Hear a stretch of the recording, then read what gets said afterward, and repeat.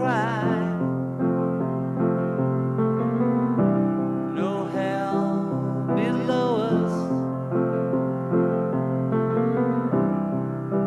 above us only sky.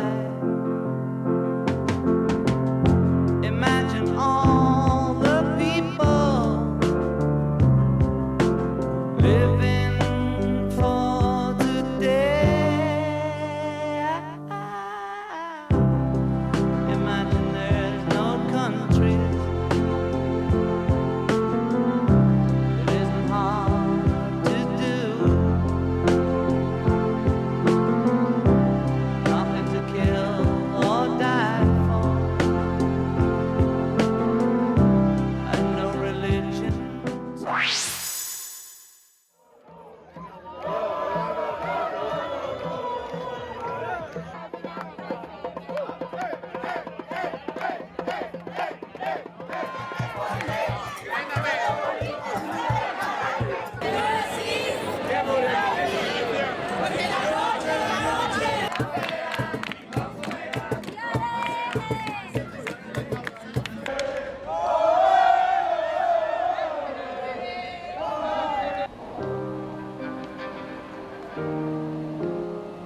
Es que esta gente no sabe bien lo que está pasando en los hospitales, que se nos muere gente de esa edad. Y obviamente siente rabia. ¿Puede llegar a entender esa explosión de júbilo inicial de gente? Sí, pero por favor que no lo vuelvan a hacer, o sea... Siempre hay gente que desde luego no pertenece al grupo de los sensatos. No estoy enfadado, estoy decepcionado. Decepcionado sí, mucho. Y no me puedo imaginar cómo deben de estar. Me resulta imposible pensar cómo pueden estar los profesionales que están en una UCI saturada, los profesionales que están viendo fallecer personas todavía cada día en sus manos. No sé qué decirles. Lo más que puedo hacer es mandarles todo mi ánimo.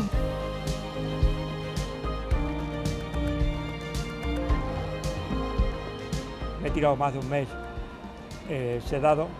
Mi esposa ingresó un poco más, unos días antes que yo, y ella falleció. Yo me dirijo a los jóvenes para decirles que esto no es una broma ni es un cachondeo. Esto no está controlado, puede haber una quinta y una sexta ola, entonces, por favor, mantengamos el distanciamiento social que todos nos hemos acostumbrado a hacer, la mascarilla y, desde luego, minimizar contactos sociales absurdos y, desde luego, no masivos que pueden hacer un brote en cualquier escenario.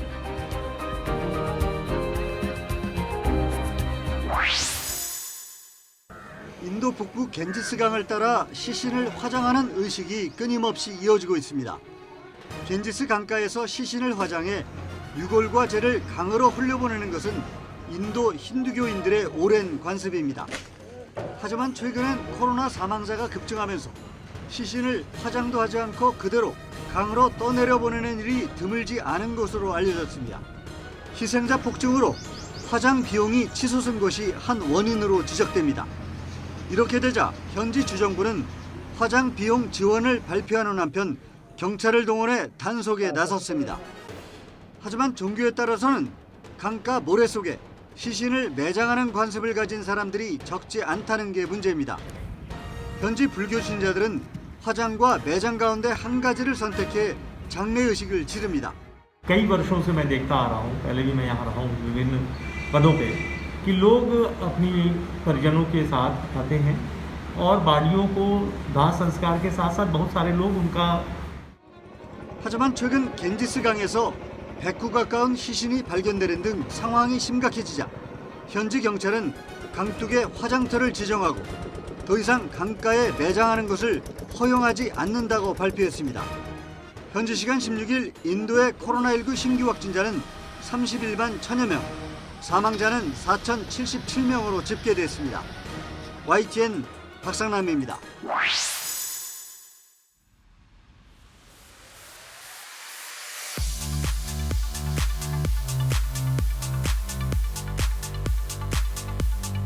So the car was on full self-driving mode, and it was rush hour traffic, and there was a lot of traffic ahead of me, so it was following the car in front of it.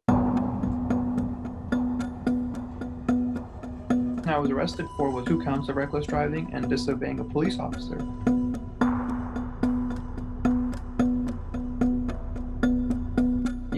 to spend time in jail.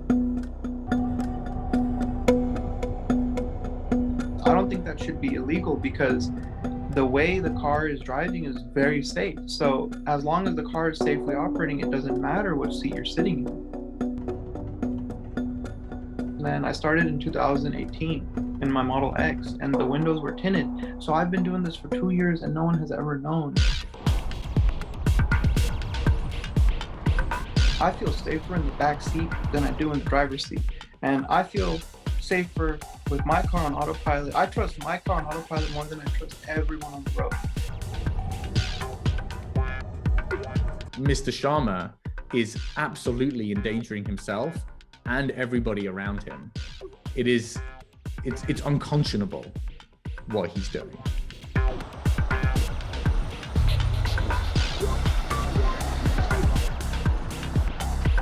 So you shouldn't let an autonomous vehicle drive on its own in the same way that you shouldn't let your kid who doesn't have a driver's license drive on their own.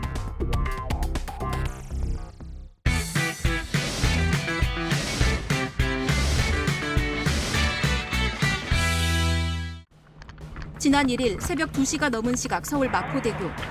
출동한 소방대원이 곧바로 난간을 넘어갑니다. 남성 한 명이 한강에 투신하려 한다는 신고를 받고 구조하기 위해서입니다.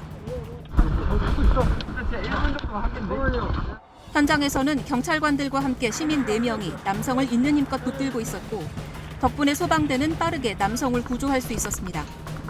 하나, 둘, 셋! 구조에 나선 시민은 한일고등학교 3학년 전태현, 정다운, 정두, 김동영 학생입니다. 독서실에서 공부하다가 잠시 산책하고 돌아가던 중 경찰관이 난간에 매달린 남성을 붙잡고 있는 모습을 보고 망설임 없이 달려갔습니다. 경찰관 아저씨 분께서 다리 한쪽 다리씩 잡고 계셨는데 남성분께서 손을 놓으시려 하시니까 이제 좀 더 인원이 필요할 것 같아서 저희가 현장에 저희밖에 없었기 때문에 공중에 매달린 100kg에 육박하는 남성을 잡고 버티면서 팔에 힘이 빠지고 상처도 생겼지만 생명을 구해야 한다는 생각에 힘든 줄도 몰랐습니다.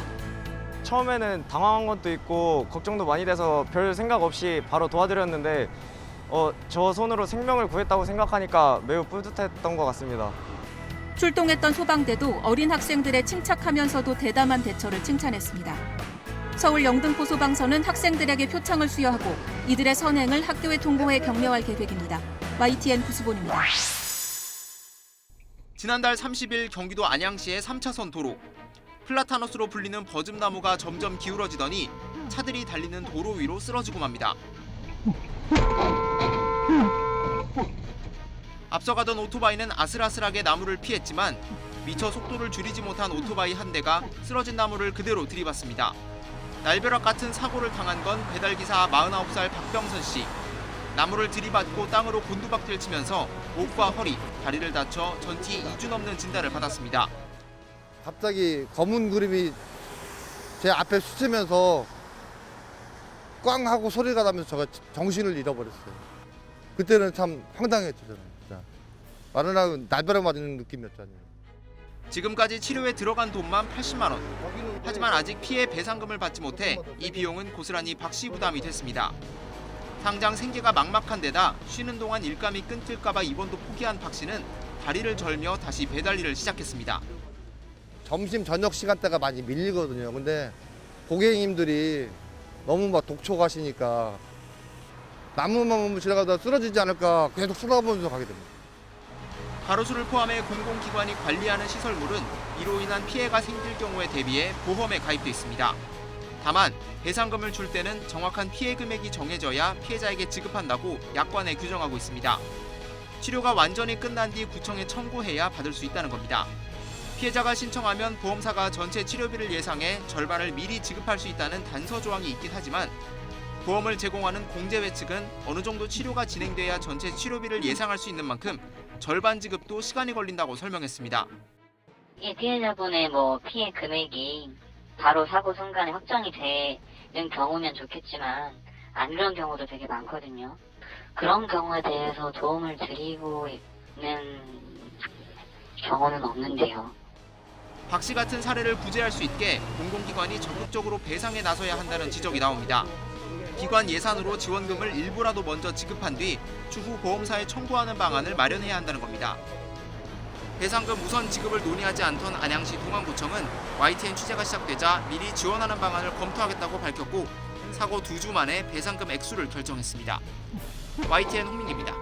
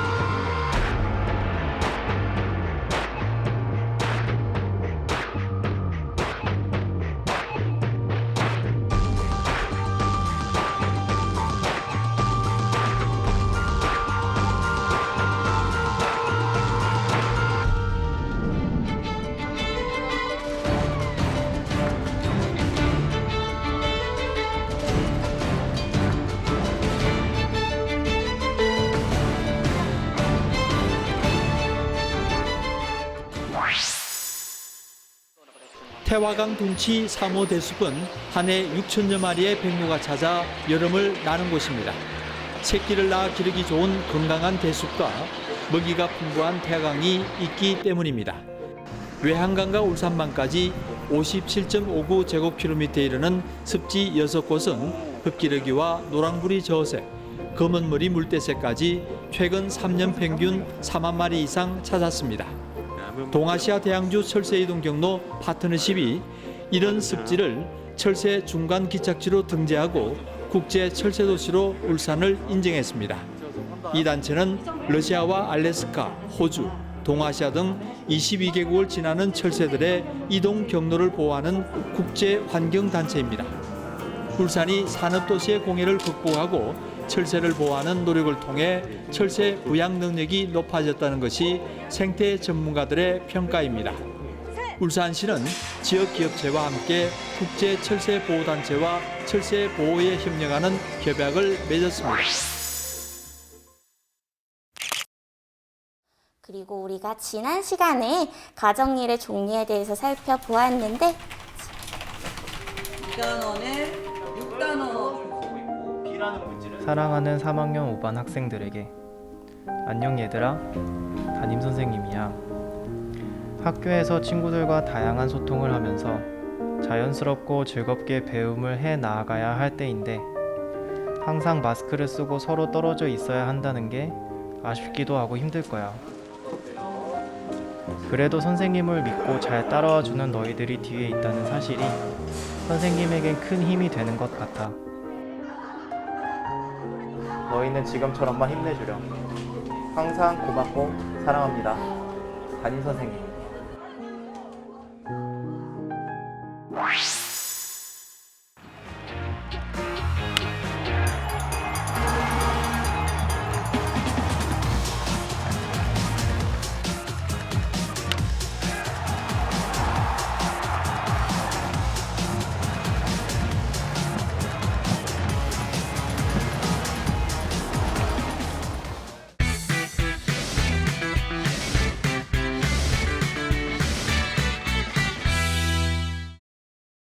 옷 많이 산다고 뭐라 그러는 애들 있더라. 참나 웃겨 정말. 됐어 얘. 남 눈치 보지 말고 마음껏 사. 한국인 최초 오스카 여우조연상의 주인공 윤여정이 촬영한 패션 광고입니다. 윤여정과 무려 반세기 나이 차이가 나는 20대를 겨냥한 이 광고는 3주 만에 인터넷 조회수 350만을 넘길 만큼 인기입니다.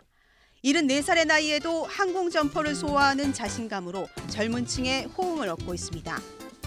연세가 있으신 분들임에도 불구하고 젊은 사람하고 소통할 수 있다는 거에서 되게 대단하다고 생각을 하고 있고요.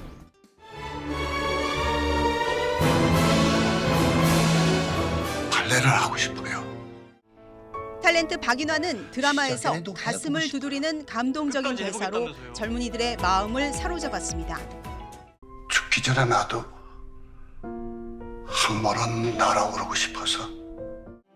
70살에 발레를 시작한 노인.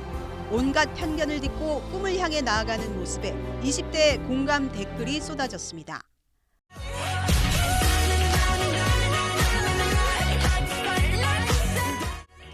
(70대) 동갑내기 시니어 부부는 글로벌 방구석 스타로 거듭났습니다.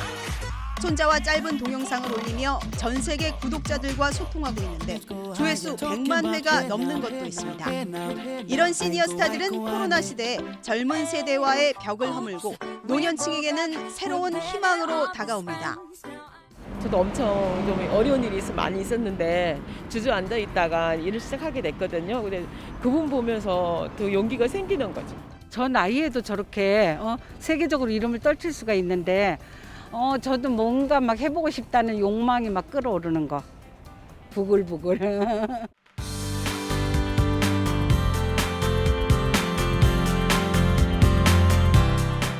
솔직하고 당당한 모습, 그리고 친근하게 다가서는 시니어 스타들이 세대를 넘어 긍정의 에너지를 주고 있습니다.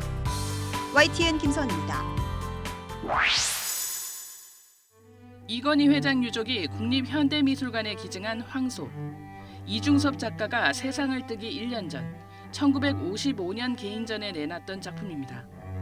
시인 김광균을 비롯한 지인들의 도움으로 연 처음이자 마지막 전시회. 50여 점 중 반만 팔렸습니다. 회사 사무실 옆에 조그만 차 만들고 그런 조그만 방이 하나 있었는데 거기 그림이 쉬어있던 거 제가 기억이 나요. 쭉 그림이 있었는데 이제 가끔 오셔서 이거 내가 맡긴 거니까 이거 3점은 당신이 다 자네가 사게 그러고 술값을 받아가지고 가시고 그러셨대요. 그림 같은 시를 쓴 김광균은 그림을 좋아했습니다. 예술가로는 드물게 실업가이기도 했는데 물심양면으로 화가들을 후원했습니다. 부산 피란 시절에도 예술가들은 그의 사무실에 모여 귀한 서양 화집을 보며 토론했습니다. 1952년 사진 속 사무실에 걸린 그림은 김한기의 달밤입니다.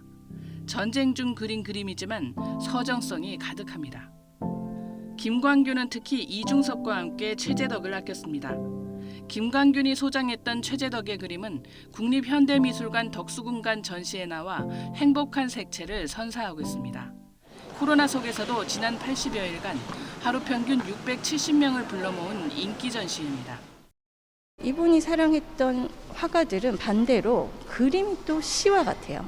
굉장히 서정적이에요. 한 그룹을 형성하고 이것들이 가능하게 하는 어떤 물질적인 그리고 이론적인 발판을 마련하셨다는 점에서 굉장히 재평가되어야 되는 시인과 화가의 진심 어린 우정이 어려웠던 시기 탄생한 명작의 배경이 됐습니다. YTN 이승은입니다. 무릎 꿇고 저희가 학교를 짓게 해달라고 사정하겠습니다. 하지 마라! 저게 100% 주라고! 짜고치는 모습이야! 조용히라고! 특수학교 설립을 반대하는 지역 주민들 앞에 무릎을 꿇었던 장애 학생 학부모들. 그로부터 3년 뒤 비로소 학교는 세워졌고 그 지난한 과정은 굳은 다짐처럼 영화로 기록됐습니다. 장애인 나가라고 하시면 저희 딸하고 저는 어떻게 할까요? 그럼 어떻게 했으면 좋겠습니까? 영화는 우리 사회의 부끄러움 민낯이기도 하고 풀어야 할 숙제이기도 합니다. 연극 무대에 올려진 이 사건은 조금은 더 냉정한 풍경입니다. 관객은 특수학교와 한방병원을 놓고 다투는 장면을 지켜보면서 관객 스스로 장애인 문제를 어떻게 바라보고 있는지 고민하게 됩니다. 우리가 차별을 하고 있는 것을 마주하고 있지 못하다라는 것을 인식하게 돼서 영화와는 다르게 우리의 장애 인식에 대한 한계를 공연을 보시면 직접 마주하실 수 있게 될 것 같아요. 학교는 절대로 포기할 수가 없습니다. 무릎 꿇어 학교를 일궈냈지만 정작 자신의 아이들은 다 자라서 새 학교에 보내지 못한 영화 속 엄마들. 이제 무릎 꿇을 일은 없어야겠지만 그래야 한다면 기꺼이 무릎을 꿇겠다고 말합니다. 학교가 뭐라고 이렇게 무릎 꿇을까지 꿇어서 해야 되나? 그렇지만 또 이렇게 해서라도 학교가 세워진다면 10번이라도 꿇을 수 있다. 정말 치열하게 뭔가 또 해야 되는데 정말 안 된다. 그러면 또 엄마들은 그렇게 할 수밖에 없을 거예요, 아마. YTN 김혜은입니다.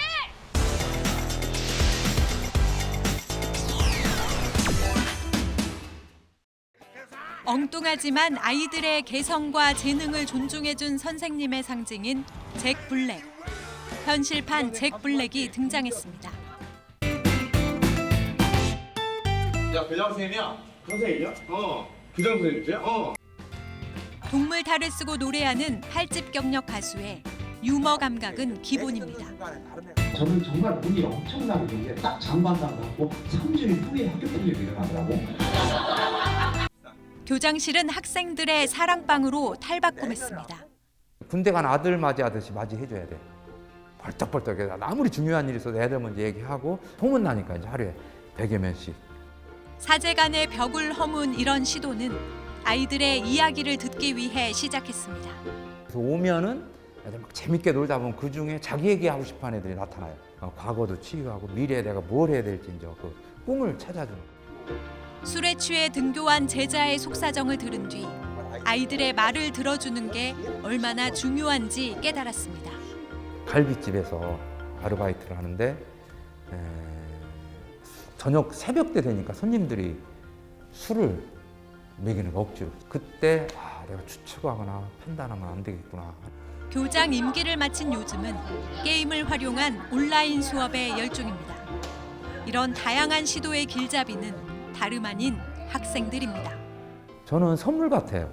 상담을 하면 애들이 나한테 선생님은 이거 해야 잘할 수 있어, 이거 해야 그렇게 내 갈 길을 알려주는 것 같아요. YTN 김혜은입니다.